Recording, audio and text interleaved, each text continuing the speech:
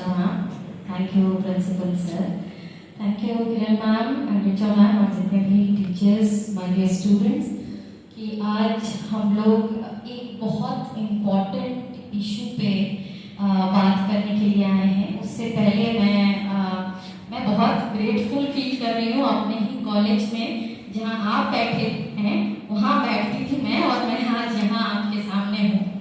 तो एक बहुत एक जर्नी आई वेंट थ्रू, जो जर्नी है स्टूडेंट से लेकर के एज एकेडमिशियन का, तो इस जर्नी को हम थैंक्स करना चाहेंगे इस पटना कॉलेज को कि उसने मुझे एक फ्रीडम और एक अपने आइडेंटिटी को समझने के लिए और एक ऐसे इंस्टीट्यूशन में जहाँ पे हर सेक्शंस ऑफ सोसाइटी से लोग यहाँ पढ़ने आते हैं, उनके साथ पढ़ने, उनको समझने का मौका in the classroom outside the classroom दोनों ही मिला। तो इस इंस्टीट्यूशन को मैं धन्यवाद करना चाहूँगी कि जो भी मैं आज तक कर पाई हूँ, तो इस कॉलेज का, इस इंस्टीट्यूशन का बहुत बड़ा रोल है।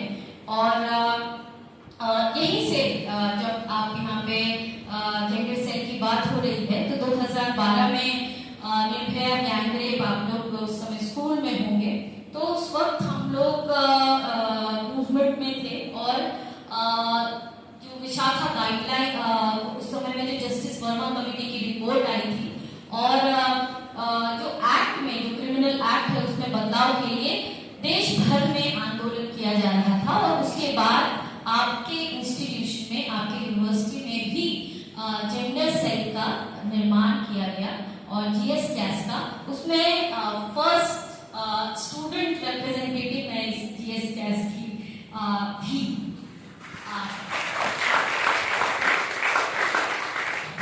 उसके बाद ही जब मैं बैचलर्स कर रही थी मास कम्युनिकेशन में, उसी समय जब ये जेंडर मूवमेंट पे जब बातचीत हो रही थी और जो वायलेंस अगेंस्ट वुमेन, महिलाओं वायलेंस अगेंस्ट वुमेन, और उस आंदोलन ने मुझे बहुत कुछ सिखाया कि जो आंदोलन करने वाले लोग थे उनको भी रिजेक्ट करने की कोशिश की जा रही थी कि ये जो आंदोलन कर रही है ये डेंटेड मेंटेड वुमेन है जिनको कोई काम नहीं है और ये आंदोलन करने आ गई हैं। उनके जिनके साथ ये बलात्कार की घटना हुई और वो उस दुनिया में नहीं रही, उनके ऊपर भी सवाल खड़ा किया जा रहा था कि वो इतनी रात में कहाँ घूम रही थी और वो किसके साथ घूम रही थी। अगर वो रात में नहीं घूमती तो शायद ये चीज, ये जो घटना उसके साथ हुई वो नहीं होती। तो मुझे जेंडर के बारे में समझने के लिए मुझे लगा कि आई वॉज इन मूवमेंट, लेकिन इसको समझने की, एकेडमिकली समझने की जरूरत है। And that's why I field form for the women studies in Tata institute of social sciences और मैं एकेडमिकली जेंडर को समझने की कोशिश की। तो कई बार ऐसा होता है कि एकेडमी इंस्टीट्यूशन और मूवमेंट को दो अलग अलग चीजें लोग समझते हैं। दो अलग चीजें नहीं हैं और दोनों ही चीजें एक दूसरे से बहुत रिलेटेड हैं। जैसे अभी सर ने भी जो इंसिडेंट कॉलेज के अंदर जो इंसिडेंट हुआ उसके बारे में बताया, अर्चना मैम ने भी जो आप लोगों को बताया कि एक ऐसी घटनाएं रोज हो रही हैं।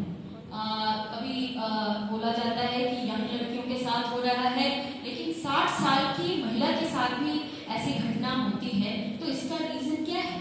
Is it a power politics या क्या है? Is it just a attraction और इसकी वजह से ऐसा हो रहा है? क्या रीजन क्या है? एक पिता अपनी बेटी का मर्डर करते हैं और इसको भी आप सोशल मीडिया प्लेटफॉर्म पे जब आप देखते हैं तो आप इसको लोगों को जस्टिफाई करते हुए नजर आते हैं। कई लोग इसको जस्टिफाई किए कि ये कोई इनका किसी के साथ दूसरे रिलीजन के लड़के के साथ कोई संबंध होगा, इस वजह से पिताजी ने जो किया वो सही किया।